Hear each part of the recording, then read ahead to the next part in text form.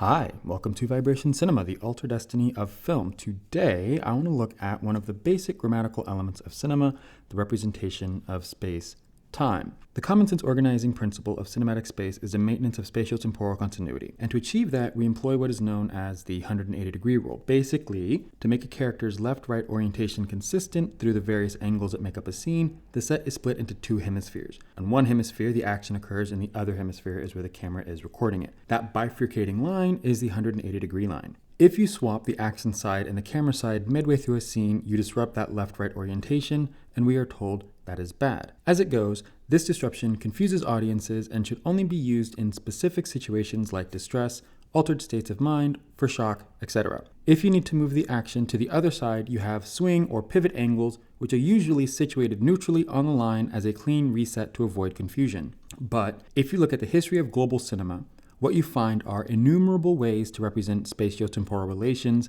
but the force of Hollywood's cultural imperialism snuffs out these other modalities. So I'm filing this under Les Histoires du Cinéma because when we historicize notions of space-time in cinema, we see how Hollywood's cultural imperialism insists upon being the standard, and other spatial representational strategies are defined by how well they adhere to this niche method, when some of these strategies pay no attention to the Hollywood practice. Naturally, space and time precedes movement, so this conversation is adjacent to kinesthetics. So, let's take a look at why space is presented on screen, because this is actually where these different representational strategies emerge. To stick with our example of classic continuity in Hollywood, the 180-degree rule developed as a way to present characters' spatiotemporal relations as legible as possible for narrative clarity. It's no surprise that we settle on narrative clarity in the age of prestige cinema, where film was trying to attract a more moneyed audience by borrowing from theater, literature, national myth, and the Bible to make what was once cheap roller coaster cinema as an expensive night out on the town. We see various experiments during this period, but eventually settle on this classical style.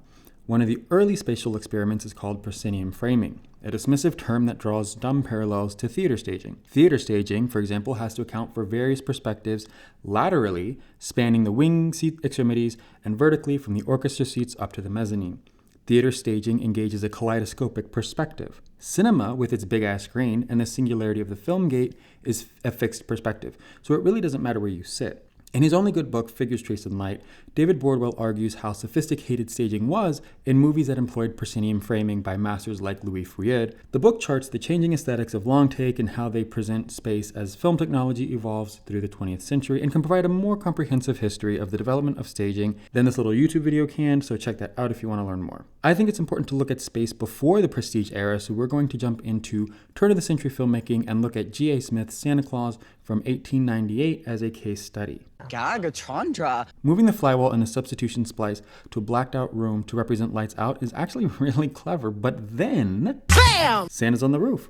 There's such a tight synchronicity between production, narrative, image, and space in this shot. The blackout curtains used to represent the dark room, replacing the set, additionally allows for the inset of the roof to appear more clearly in the actual print. The circle drives home the point that this is a scene that is happening somewhere else, and it clearly shows us different actions happening in two locations simultaneously in the same frame. 5 years after Santa, we get Life of an American Fireman, which I believe is the earliest example of cross-cutting, a technique which uses cuts as a way to present different actions happening in multiple locations simultaneously. Interesting though, Fireman also uses the same inset technique as Santa in its opening, but as cross-cutting becomes a mainstay of classic spatiotemporal presentations, the use of insets to portray different spaces in the same frame sadly fade away because film businessmen are too cowardly to disrupt narrative immersion. But there are countless variations of cross-cutting throughout history, like the Palace Raid in Hunty Hunty, or the capitalist suppression of labor in Eisenstein's strike. Speaking of the Soviets, theories of montage were formulated right around the time that the industry was coalescing on classical continuity in the late 1910s. In particular, I'm thinking of Eisenstein's montage of attractions, which outlines the dialectical relationship between images, where you can tool that relationship to propagandistic ends. So, as the capitalist filmmakers cement their strict spatial regimen for how images relate to each other, the communist filmmakers were not afraid to occasionally abandon space in favor of a symbolic regimen for how images relate to each other with a strong metaphoric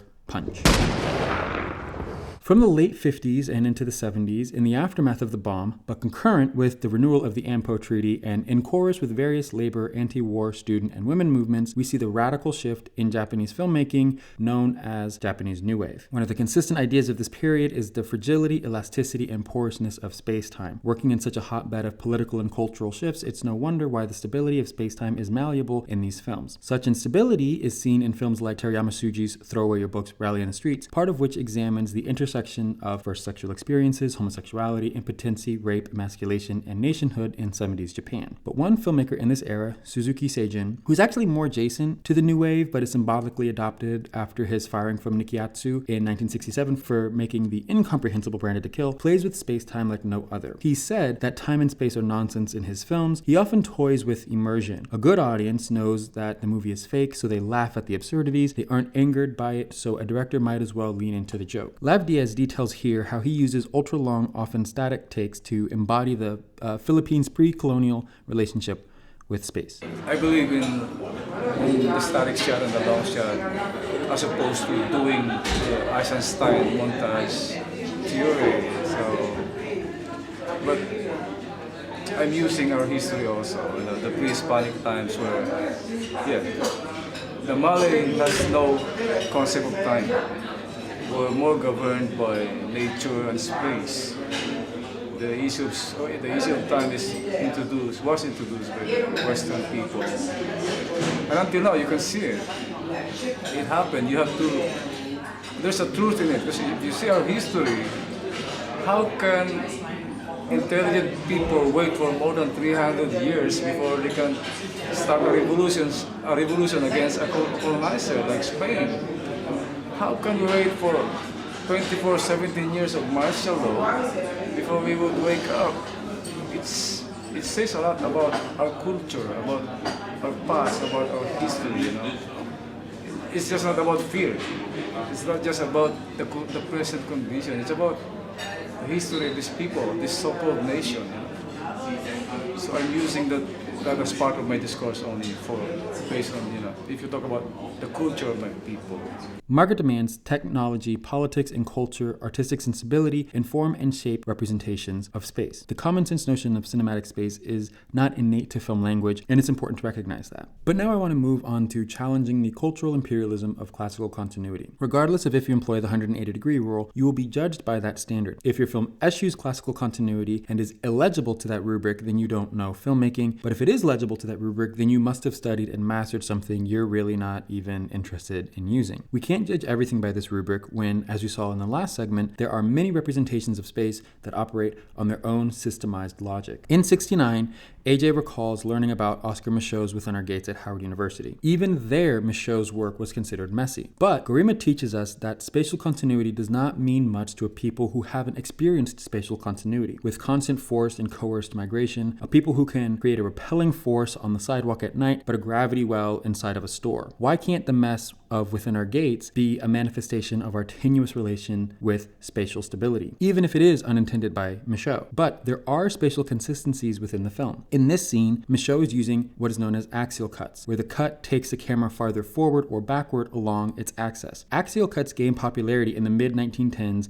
and are still used today. Michaud wields them competently, cutting in and out on the emotional beats. Gates is considered the Black response to Birth of a Nation, the film that crystallized what the prestige model was aiming for and laid the blueprint for Hollywood filmmaking, narratively, aesthetically, and politically. And I think there's something to note about that here. Like with all white supremacist propaganda, Birth idealizes the countryside, a domesticated and regimented environment safe for white women to raise white children under the protection of a white patriarch. Unlike the city, which is fractured and untamable. Even before Birth, there were films warning white women against the seduction of the city, like Inside the White Slave Trade, 2 years earlier. The relationship between the idyllic countryside, control of women, and white supremacy is well documented. I think Ozu is also worth looking at. Ozu typically operates on compass point editing, whereby planimetric shots, which present the action frontally, where the subject is framed perpendicular to the background, are connected by 90-degree cuts. This means most characters are looking into the lens and the camera is inside of the action, both of which are discouraged by the Hollywood standard. Ozu isn't hardcore strict about this, but it is one of his staple ways to cover a scene. Furthermore, conversations in the Hollywood style typically follow the pattern of establishing shot, two-shot, medium single, reverse medium single, close-up, reverse close-up. A balance is kind of created in the structure so that if character A is shot over the shoulder, we would generally expect character B to be shot over the shoulder in the reverse. We might switch to clean singles on a dramatic beat, but then expect to bounce between those singles until another dramatic beat. Ozu doesn't really follow that linear pattern. Instead, he more so emphasizes the pictorial interest vis-a-vis the dramatic moment in the shot selection. The 180-degree rule as a metric of competent filmmaking is quite limited, and Ozu demonstrates that fact. Lastly, I want to look at dimensionality. Creating the illusion of depth on a 2D screen is also a key aspect of common sense film space. Shooting at angles, different lighting ratios for each plane, edge lights to separate the subject from the background, and deep focus are ways to achieve this. The relative flatness of a composition in early cinema, like those in proscenium framing, are called primitive because they lack such dimensionality. But what I rarely see addressed is how sophisticated and complex early staging is despite being flat. Even in more modern films with relatively flat staging, like in this scene of There Will Be Blood, Paul Thomas Anderson creates visual interest in the blocking of the scene. The DM project actually tracked people watching this scene to see what in the frame people were looking at any given moment. And it's clear to see how Paul Thomas Anderson creates a dance with the changes in the blocking and the dialogue that guide the eye to salient information in the scene. A film like Color of Pomegranates, whose visual style in part builds on Eastern Orthodox frescoes, kind of necessitates flatness. Generally speaking, filmmakers have an idea of what they want to do. They might not achieve that, but there is a design behind it. But when we position dimensionality, or even the 180-degree rule, as the default, it really dulls how we interact with film. Not everyone is trying to do the Hollywood standard, and many people don't even operate from a space of rejecting or breaking from that. They build on their own cultural or familial or religious traditions. But that's it for today's episode. Like, comment, and share. Subscribe to the channel. On deck for April is Montage, but my IRL job just wrapped post and I'm about to start a paid hiatus for a month, so I got some free time. If you would like a follow-up to this video where I chart Ozu's spatial development, I can squeeze that in before the montage video and get it out pretty quickly, so just let me know. But love you all madly. See you on the next one.